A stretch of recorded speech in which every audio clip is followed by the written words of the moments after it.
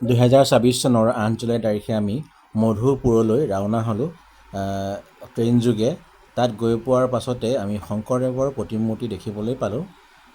তাৰপিছত আমি ৰাতি খোৱা লোৱাৰ ব্যৱস্থা কৰিলোঁ। এয়া দেখিছেনে, তাত আমি খোৱা লোৱাৰ ব্যৱস্থা কৰিছোঁ আৰু তাত ৰন্ধাৰ বাবে সুব্যৱস্থা আছে।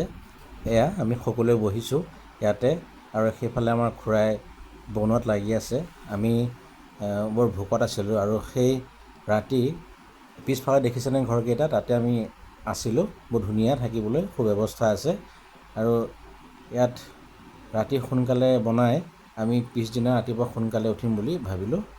এয়া তাতে বনাই আছে, লগতে ময়ো সহায় কৰি আছোঁ অলপ চলপ কামত। আৰু এয়া ভাইটিটো আৰু বৰ্তা বহি আছে ওচৰতে। এয়া যাত্ৰী নিবাস লিখা আছে। তাৰপিছত আমি খাই বৈ শুই থাকিলোঁ। পিছদিনা পুৱা উঠি আমি ওচৰত থকা পুখুৰীটোৰ পাৰলৈ গ'লোঁ। তাত আমি মুড়ি ছটিয়াই দিলোঁ। মুড়ি ছটিয়াই দিয়াৰ লগে লগে কাছবোৰ একেবাৰে ওচৰ চাপি আহিল আৰু ইয়াত ভালদৰে লক্ষ্য কৰিলে দেখা পাব তাত বহুতো মাছো আছে আৰু কাছটোক আমি মোহন বুলি মতাৰ লগে লগে তেওঁলোক ওচৰলৈ আহিল। বৰ ধুনীয়া পৰিৱেশ। তাতে আমি সকলোৱে পুখুৰীটোৰ পাৰতে বহি আমি ফটো ল'লোঁ। এয়া মুড়ি ছটিয়াই দি আছোঁ তেওঁলোকে খাবলৈ। তাৰপাছতে আমি এয়া দেখিছে নহয়, ধুনীয়াকৈ ৰাতিপুৱা শুই উঠি আমি সকলোৱে পুখুৰীটোৰ পাৰতে বহি আছোঁ আৰু ভকত বৈষ্ণৱে জনোৱা মতে এই পুখুৰীৰ পাৰতে শংকৰদেৱে বুট মগু ধুইছিল বুলি তেওঁলোকে আমাক কৈছে। এই পুখুৰীটোৰ পাৰতে পিছফালে দেখা পাইছে ঘৰটো, তাতে কমেও 300-400 যাত্ৰী থকাৰ সুব্যৱস্থা আছে, লগতে ৰন্ধা বঢ়াৰো সুব্যৱস্থা আছে। দেখা পাইছে নহয়। তাৰপাছতে আমি এই পিছৰ ঘৰটো দেখা পাইছে নহয়, এইটো হ'ল সাংস্কৃতিক প্ৰকল্প। ইয়াতে বিভিন্ন অনুষ্ঠান প্ৰতিষ্ঠানসমূহ অনুষ্ঠিত হয়। তাৰ পৰা আমি অকণমান আগুৱাই গ'লোঁ। আগুৱাই গৈ এয়া বাওঁফালে এয়া কীৰ্তন ঘৰ, এয়া মধুপুৰ সত্ৰৰ কীৰ্তন ঘৰ। বৰ ধুনীয়া, তেওঁলোকে বৰ চাফ চিকুণকৈ ৰাখিছে আৰু ইয়াতো বাহিৰত বহিবলৈ সুব্যৱস্থা আছে, লগতে ওপৰত ফেনৰ ব্যৱস্থাও তেওঁলোকে ৰাখিছে। বৰ সুন্দৰ পৰিৱেশ। এয়া কীৰ্তন ঘৰৰ কোচবিহাৰৰ মধুপুৰ সত্ৰৰ। তাৰ পৰা আমি অলপ আগুৱাই গ'লোঁ। আগুৱাই গৈ এই ভাগবোৰ সুন্দৰ বনাইছে, দেখিলেই মন প্ৰাণ হৃদয় জোৰ পৰি যায়। বৰ ধুনীয়া। আপোনালোকে ওচৰত গ'লে ভালদৰে এটা মধুৰ অনুভূতি কৰিব পাৰিব। বৰ সুন্দৰ আৰু তাৰ পৰিৱেশটো ইমান শান্ত, আপোনালোকে সকলোৱে তাত গ'লে সেইটো বুজিব পাৰিব।